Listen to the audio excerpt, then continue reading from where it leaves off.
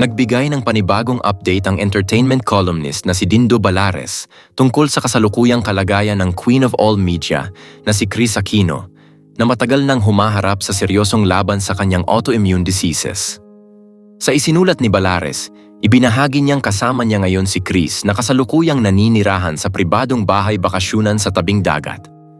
Labis siyang nalungkot at naantig sa kalagayan ng TV host actress na aniyay payat at halos hindi na makilala sa sobrang pagbagsak ng katawan.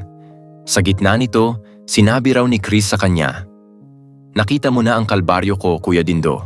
Ito ang marahan at mahinang sabi ni Kris habang nakahiga at inaalalayan ko siyang maiayos ang lapat ng kanyang ulo sa unan. Nasa gitna kami ng isa sa aming mga pag-uusap nang samahan ko siya for 10 days sa kanyang paninirahan sa private resort ng kanyang generous at maalagang family friends. Marami kaming mga napagkwentuhan at humingi ako ng permiso na isulat at i-share sa kanyang loyal followers pati na pictures." Pumayag si Chrissy.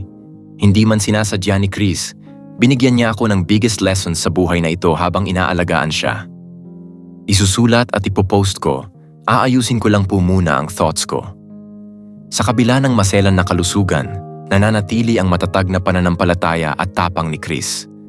Isiniwalat din ni Dindo na patuloy ang ginagawang gamutan ni Kris, kabilang na ang pagtetest ng iba't ibang gamot para sa kanyang multiple autoimmune diseases, gaya ng lupus, Churg-Strauss syndrome at iba pa.